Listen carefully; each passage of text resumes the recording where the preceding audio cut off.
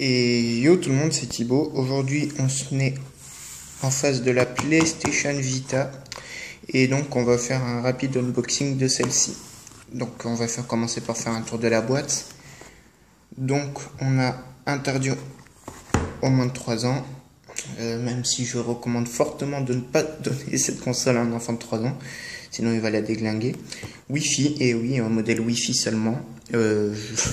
Modèle Wi-Fi 3G a du bidet comme un porc. Alors, qu'est-ce qu'on a? Là, on nous dit que la carte mémoire est nécessaire pour jouer et qu'elle est vendue séparément. Merci, à des prix frisants. Les 50 € pour une 16 Go, puisque c'est pas des micro SD, c'est des propriétaires. PS Vita, PlayStation Vita. Un face de la console. PS, Sony, en dessous. Sony, PS Vita, blablabla, blablabla. Sur le côté, pareil. Derrière, pareil. Et ici, on a le contenu de la boîte, donc la console. Bon, vous verrez. À l'arrière, on a du baratin. Donc, Where is the français. Voilà, une carte mémoire et une carte de jeu est nécessaire pour jouer, évidemment. Bon, je vous laisse lire. Voilà. Et donc, on va passer à l'unboxing immédiat. C'est parti.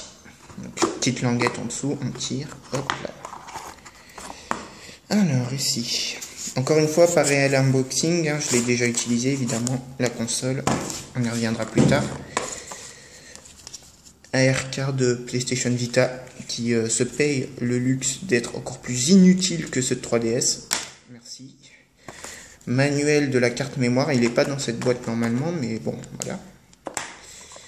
Et là, on a dans différentes langues, français, je ne sais pas, allemand, je ne sais pas. Ici, peut-être des trucs de garantie, je ne sais trop quoi. Merci, au revoir. Encore du papier, PlayStation Network. On s'en bat les couilles. Ici, on a, hop là, quelques informations. PlayStation Store, NIR, que je n'ai toujours pas compris, même si ça fait 2 ans que j'ai la console. Et Live Area, bon ça c'est la... Comment on dit? L'interface utilisateur. Ok. Dans ce petit compartiment, on a emballé dans des sachets plastiques, normalement je précise. Le... comment appeler ça? Le bloc recharge, donc voilà, qui est avec 2 extrémités, une USB et une... je sais pas ce que c'est. À noter que... Oh putain, pourquoi il y a tant de flou là? Attendez 2 secondes.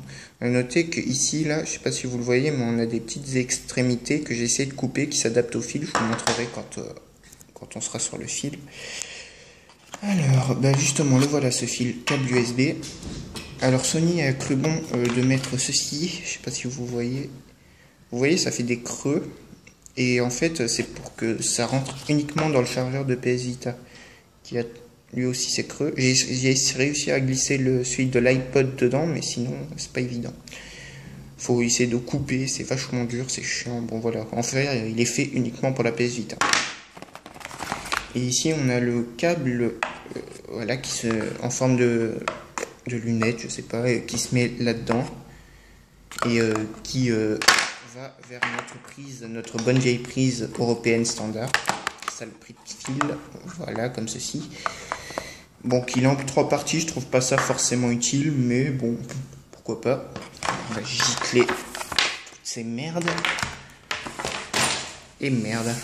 Et la console. La console, la magnifique console avec son écran 5 pouces. Elle est belle, n'est-ce pas? Bon, on voit que j'ai scotché comme un malade pour que le numéro d'utilisateur ne parte, enfin l'identité de la console ne parte pas, sympa. Donc on a une bonne grosse glace qui recouvre tout à l'avant, à l'exception des boutons. Voilà, comme vous pouvez le constater, à l'arrière, pavé tactile, donc idéal pour les rayures, parfait. Appareil photo VGA, merci bien. Appareil photo VGA, merci bien. Et puis ce sera tout. Voilà, donc là c'est tout ce qu'on a dans cette saloperie de boîte. Et puis voilà, C'était Thibaut. Oh, yo tout le monde, c'est le sperme. Au revoir.